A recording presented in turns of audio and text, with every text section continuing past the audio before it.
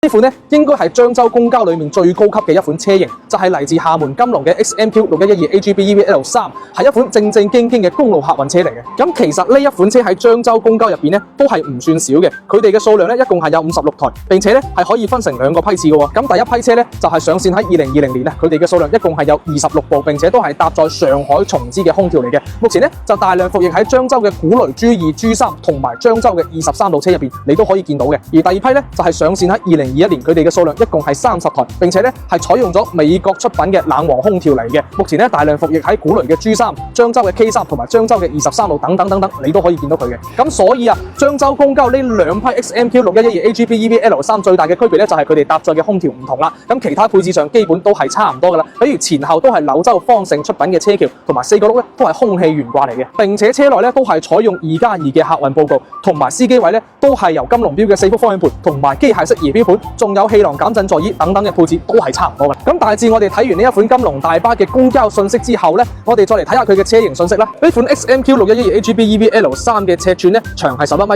寬係2.2米嘅，並且咧仲選裝咗安全門嘅配置，整體嚟講都算係呢個型號裡面嘅高配車型啦。咁喺三電方面咧，呢款 XMQ6112 AGB EVL3 佢哋搭載嘅就係寧德時代 255.48 度嘅磷酸鐵鋰電池嚟嘅，並且咧佢哋都係支持雙槍快充嘅。但係唔知道佢哋係驚我雙電池啊，定係打算將充電樁留俾其他社會車輛啦。反正今日我喺車場入邊見到呢幾台車咧，佢哋都係用單槍去充嘅，呢個就唔知點解啦。喺動力上啊，呢款車係採用咗廈門金龍自己製造嘅 TZ370XXKL130嘅電機，壓定功率輸出咧就係270千瓦，峰值功率輸出咧就達到咗367千瓦嘅。咁呢一套電機咧喺目前金龍旗下嘅好多純電動客車上面都係有搭載到嘅，所以咧佢嘅動力方面你係基本唔使擔心嘅。最後我哋再嚟睇下外觀啊，福建閩運嘅呢款 XMQ6112 AGB EVL3 咧，由於佢哋上線嘅時間比較早啦，佢哋咧就冇用到我哋廣東深中公交裏面最新嗰隻金龍冠捷5代嘅造型嚟嘅，咁佢反而係用咗上一代款式嘅外觀，再搭配福建閩運嘅特色金屬藍塗裝嘅色調下咧，